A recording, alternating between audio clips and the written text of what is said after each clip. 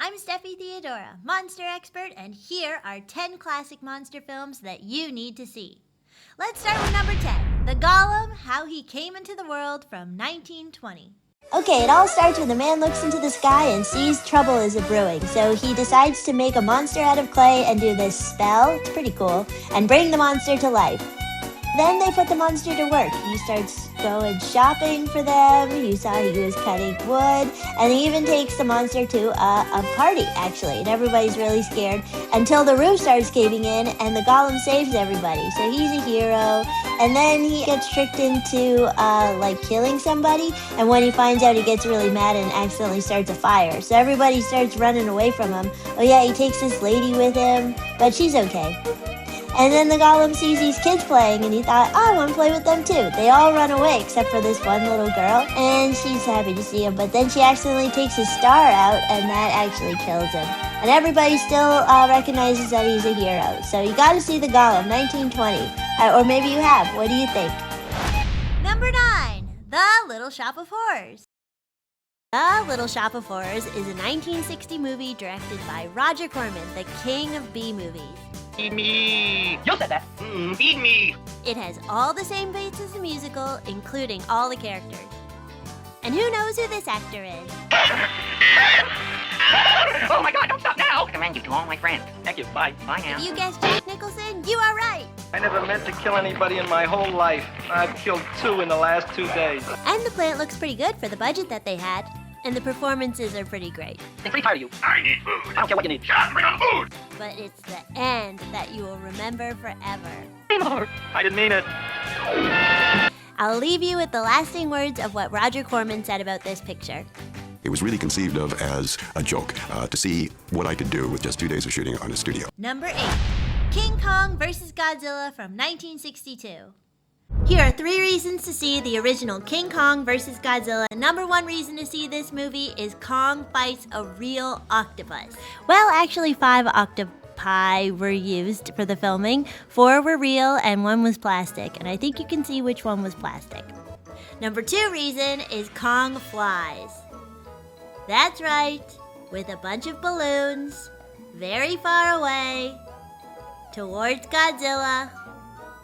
And he ends up kicking him on the way down. Number 3 reason why you've got to see King Kong vs. Godzilla is, yes, you've seen this meme, you've wondered where it's from. This is the great moment where Kong shoves a tree down Godzilla's mouth. Now, a lot of people don't see the end part of this, which is also really great. Number 7, The Amazing Colossal Man. So, do you know this Simpsons reference? Okay, so this episode has a lot of references. First of all, this is Disney's favorite restaurant, randomly. I got your donut, Lard Man, and what are you gonna do about it? You might recognize that. Here's a pretty big hint about where this reference is from.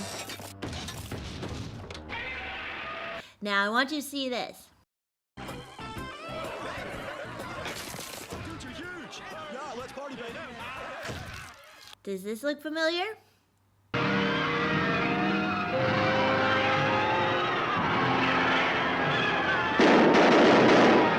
That's right.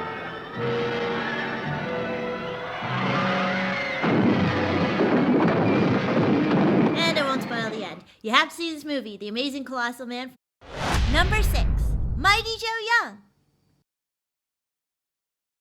Mighty Joe Young actually started off as a little cute baby, but he grew up to be a sweet, lovable ape who can hold a lady while playing the piano. Now, do you know anybody else that can do that? But Mighty Joe Young can really throw down when he needs to. Check this out. Okay, so they filmed a real lion, then they animated Mighty Joe Young frame by frame. Actually, Harryhausen did. It was his first movie job. And then they used a rear projection so it would match perfectly. Can you see why these guys won an Oscar in 1950 for the best special effects? It's amazing. This is a very famous orphanage sequence. They actually tinted the film red on purpose to make it feel hotter, and I think it totally worked. Number 5, The Beast from 20,000 Fathoms.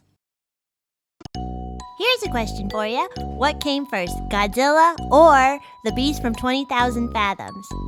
Released 1 year before Godzilla, the producer of Godzilla, Tomiyuki Tanaka, even said that this film was a huge influence on Godzilla. Atomic explosion, a really wicked boat attack scene.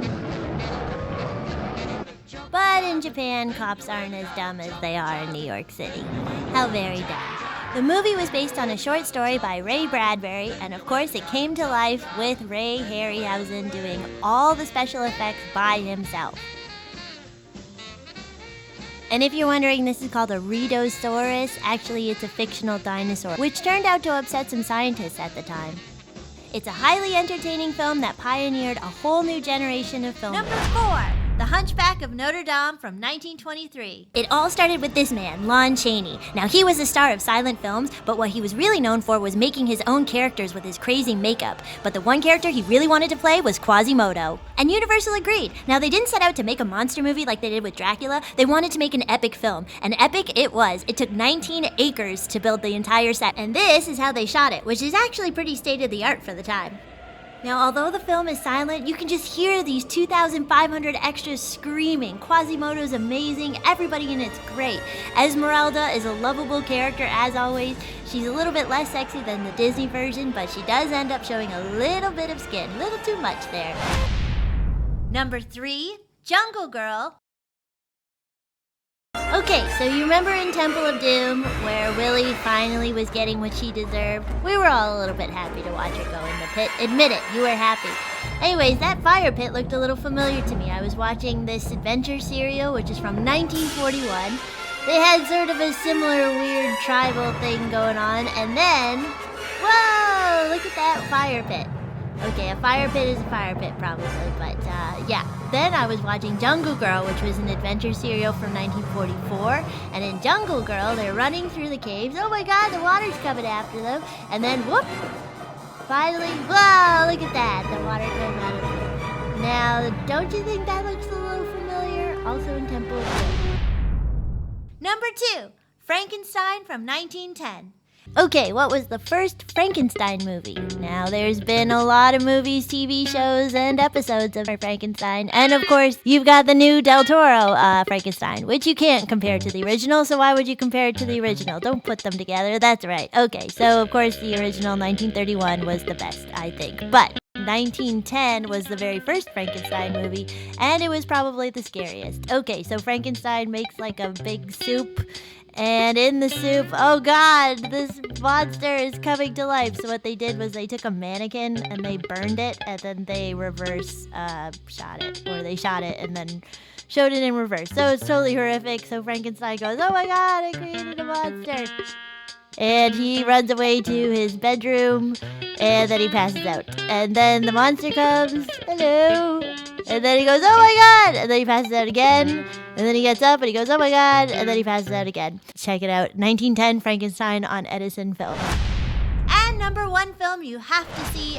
What was the first ever giant bug attack movie? Now, I love these movies a lot. There's a great one from 1975 directed by William Castle called Bug. You have to check that one out. But of course, that wasn't the first one. You're thinking from the 50s, right? Must have been Tarantula, first ever movie to use real bugs attacking. No, that actually was 1955 because them came out in 1954, just before it. And that, of course, was the giant ants attacking. So you'd be completely wrong to think that those were the first ones. First one was done by this guy, George Méliès. He was the one who did A Trip to the Moon. This is the first ever giant bug attack movie.